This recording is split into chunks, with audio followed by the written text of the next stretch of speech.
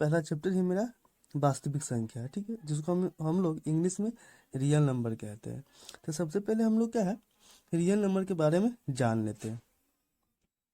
वास्तविक संख्या या रियल नंबर होता क्या है, तो हम लोग डिफिनेशन के माध्यम से जानते हैं, ठीक है। वैसी संख्या जिनका कोई वास्तविक मान हो और जिन्हें संख्या रेखा पर प्रदर्शित या दर्शाया जा सकता है, वास्तविक संख्या कहलाता है, ठीक है। तो इसमें आपका कौन कौन संख्या को हम क्या है दर्शा सकते हैं संख्या रेखा पर, ठीक है। तो इसको हम लोग एग्जाम्पल के तौर पर देख सकते हैं, ठीक है। तो एग्जाम्पल में आप लोग इसको क्या लिख सकते हैं, कौन कौन संख्या को हम वास्तविक संख्या रेखा पर निरूपित कर सकते हैं।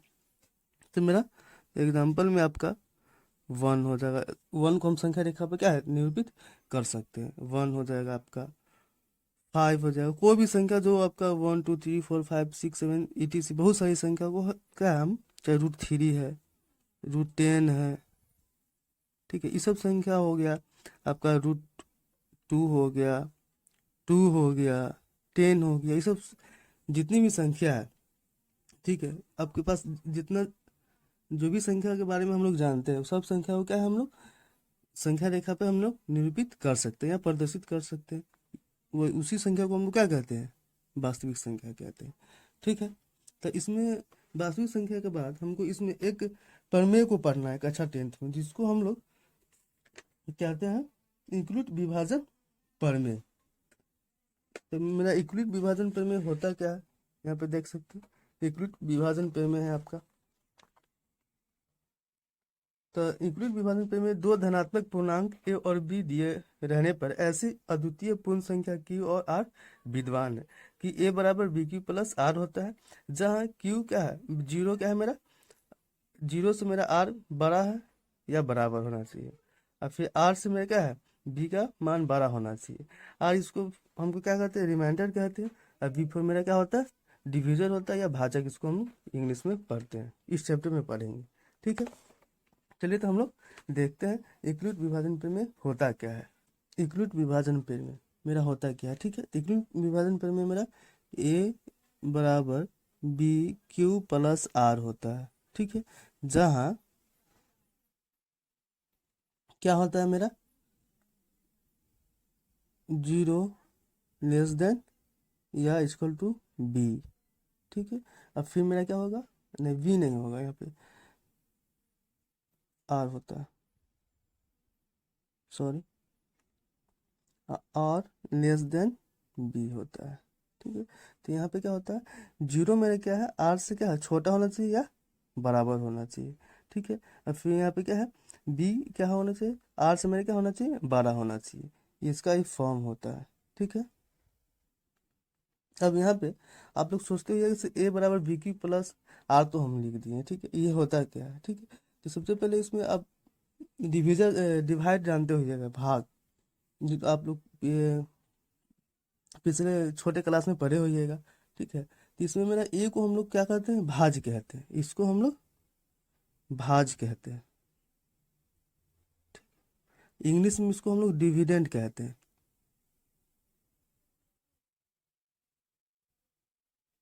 ठीक। बी को हम लोग क्या पढ़ते हैं, भाजक पढ़ते हैं,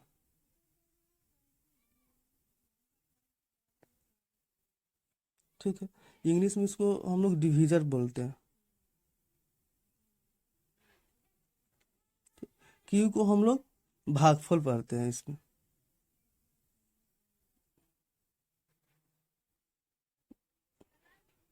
इसको इंग्लिश में हम लोग कोसेंट भागफल को कहते हैं।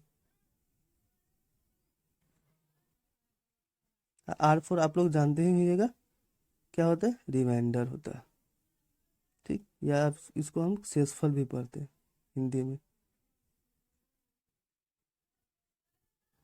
ठीक। तो आप लोग यहाँ पे आप लोग जान गए ए बराबर बी क्यू प्लस आर का क्या मतलब होता है। ये मेरा क्या है इक्वलिट विभाजन प्रमेय के अंतर्गत इसको पढ़ना है, ठीक है।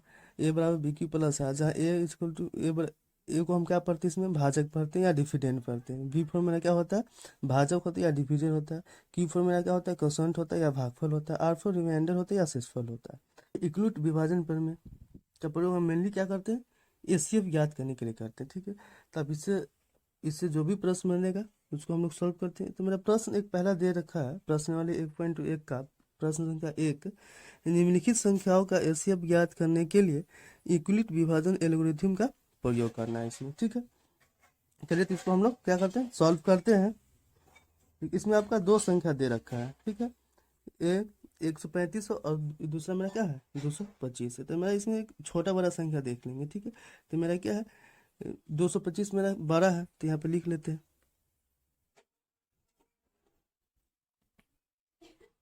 225 मेरा बड़ा है किससे 135 से, ठीक। इसको लिख लिया।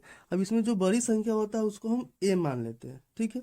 तो मेरा बड़ी संख्या 225 है, तो ए इक्वल टू मेरा कितना हो जाएगा 225 हो जाएगा, ठीक है। और बी बराबर कितना हो जाएगा आपका 135 हो जाएगा, ठीक। अब हम लोग जो ऊपर में हम लोग पढ़े थे यूक्लिड विभाजन पर में क्या पढ़े थे, ए बराबर बी की प्लस आर, ठीक है। तो यहाँ पे हम लोग लिख लेते हैं चूंकि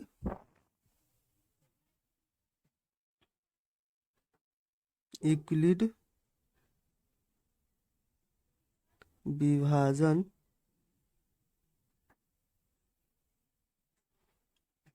प्रमेय से, तो यूक्लिड विभाजन प्रमेय हम लोग क्या पढ़े थे, पता है आप लोग को, ए बराबर बी क्यू प्लस आर पढ़े थे, ठीक है। अब यहाँ पे हम लोग क्या करेंगे, ए की जगह 225 तो 225 को आप लोग रख लीजिए, 225 होगा। बी की जगह कितना है 135 तो 135 रख लीजिए, ठीक है। अब देखिए यहाँ पे मेरा गुना है तो गुना का चिन्ह दीजिए। अब इसमें ये मेरा क्या हो गया, ये भाज्य हो गया, ये मेरा भाजक हो गया, ठीक है। अब हमको भागफल निकालना है, क्वोशंट निकालना है। तो क्वोशंट हम लोग कैसे निकालते हैं, मेनली हम लोग चलिए भाग कर लेते हैं। मेरा कितना है 225 है, ठीक है। इसमें कितना से भाग करना है 135 से, इसको 1 बार में लगाएंगे 135,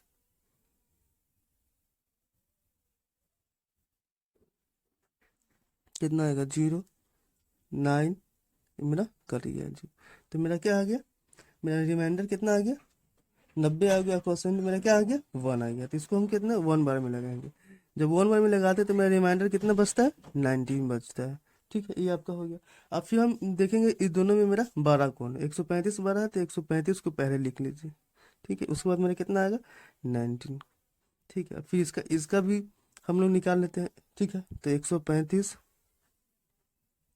भागा 90, इसको भी एक 1 टाइम में लगाएंगे, कितना आ जाएगा आपका 45, ठीक।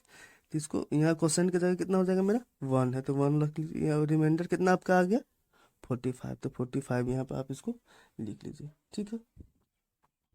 अब इसको फिर इसमें 12 कौन है उसको पहले लिख लेते हैं, तो 90 है। बी कितना है मेरा 45, तो 45 को लिख लीजिए। अब 45 इंटू 90 क्या आ गया मेरा भाज आ गया, डिविडेंड आ गया। 45 मेरा क्या हो गया भाज हो गया। इसका हमको क्या है भागफल क्वेश्चन मेरा कितना हो जाएगा, कहीं 45 इंटू 2 करते हैं तो मेरा कितना आता है 90 है, तो इसको भागफल का जगह कितना होगा 2 होगा, रिमाइंडर मेरा कितना बच जाएगा 2 बच जाएगा। तो यहाँ पे मेरा अंतिम भाजक के रूप में कितना आया, यहाँ पर 45 आया, ठीक है। तो यहाँ पे मेरा यहाँ लिख देंगे, चूंकि यहाँ यूक्लिड विभाजन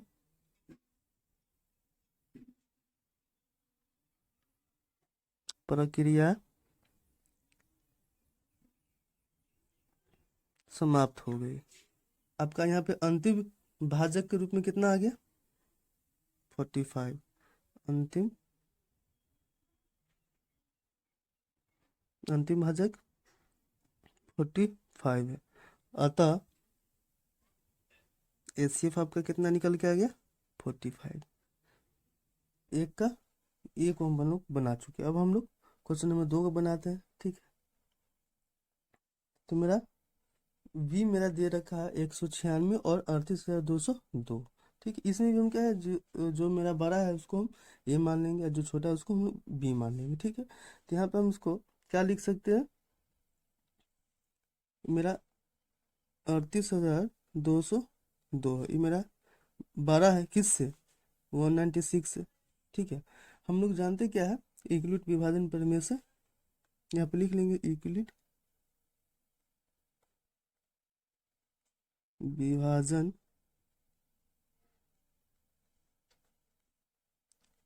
प्रमेय से। ठीक है, मेरा क्या हो जाएगा, ए बराबर बी क्यू प्लस आर होता है। ठीक है, ए को हम लोग क्या पढ़ते हैं, डिविडेंड पढ़ते हैं, बी को हम लोग क्या पढ़ते हैं, डिविजर पढ़ते हैं, बी क्यू को हम लोग क्या पढ़ते हैं, कोसेंट पढ़ते हैं, आर फॉर रिमाइंडर पढ़ते हैं। ठीक है, तो इसमें जो मेरा बड़ी संख्या है, ठीक है, उसको हम लोग ए मानते हैं, छोटी संख्या को बी मानते हैं। ठीक है, तो ए में एक जगह मेरा कितना आ जाएगा, 38,220 बराबर बी की जगह कितना होगा, 196।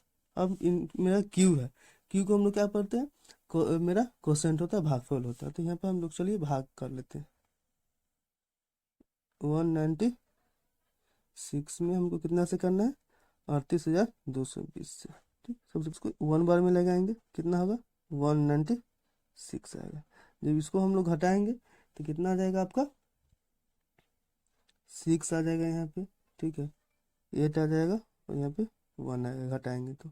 ठीक है, अब मेरा 186 आएगा, तो 196 186 से लगेगा, नहीं लगेगा, इसके लिए एक अंक और उतारना होगा, तो ऊपर से 2 उतार लेते हैं। ठीक है, जब हम लोग 196 सब 1862 को लगाएंगे, इसको हम लोग चेक कर लेते हैं गुना करके।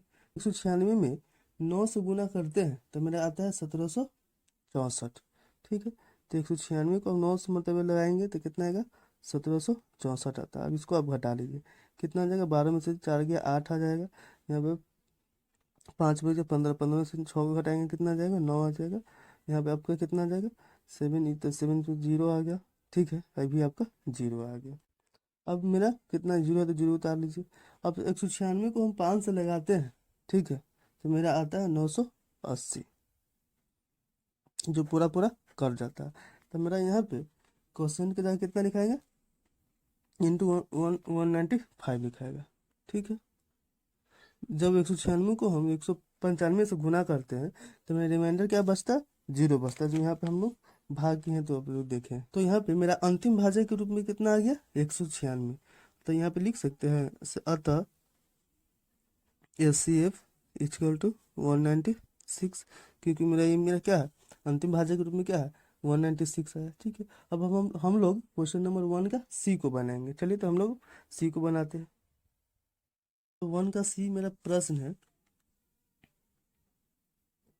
867 और 255। ठीक, इसमें मेरा 867 क्या है, 12 है, किस से, 2 से, 55 से 12, तो हम 12 को ए मान लेते हैं। तो ए इजकल टू आपका 867 हो जाएगा, और बी इजकल टू कितना होगा, 255 हो जाएगा। ठीक है, हम लोग इंक्लूड विभाजन प्रमेय से क्या पढ़ते हैं, क्या जानते हैं, ए बराबर बी क्यू प्लस आर होता है। ठीक है, बड़ी ए की जगह हम क्या लिखेंगे, 867, बी की जगह कितना, 255। ठीक है, इसमें हमको क्या है, क्वेश्चन निकालना है। क्वेश्चन हम क्या किस निकालते हैं, भाग कर लेते हैं। तो 867 में हम कितना से भाग कर लेते हैं, 255 से भाग कर लेते हैं। जब 255 में हम 3 से, इसमें हम 3 से लगाएंगे तो मेरा आ जाता है 765। ठीक, ये आ जाएगा, 7 में से 5 घटाएंगे 2 आ जाएगा, ये मेरा 0 हो जाएगा, ये मेरा 1 हो जाएगा। ठीक है, तो मेरा 3 से लगाए हैं तो मेरा रिमाइंडर कितना बचा, 102। ठीक, आप लोग जानते हैं कि ए बराबर बी क्यू प्लस आर क्या होता है, आर फॉर रिमाइंडर, तो रिमाइंडर में सक्सेसफुल कितना बचा, 102 बचा। ठीक है, अब इसमें चलते हैं, जो मेरा बड़ी संख्या रहता है उसको हम फिर एक की जगह लिखते हैं। तो बड़ी संख्या 255 है, अब मेरा छोटी संख्या 102 है, इसको हम 2 से लगाएंगे तो 102 हो जाएगा। ठीक है, तो मेरा रिमाइंडर कितना आ जाएगा, 51 बच जाएगा। ठीक है, अब मेरा फिर इसमें से बड़ा कौन है, तो 102 है। हमारी छोटी संख्या कितना है, 51। अब 51 से हम इसको 2 बार में लगाएंगे, ठीक है, तो कितना होगा, 102 आ जाएगा। मेरा रिमाइंडर कितना आ गया, 0 आ गया। ठीक है, तो यहाँ पे मेरा अंतिम भाज्य के रूप में कितना आ गया, 51 हो गया। तो अतः यहाँ पे हम लोग लिख सकते हैं HCF इक्वल टू 51। आज के लिए इतना ही, थैंक यू।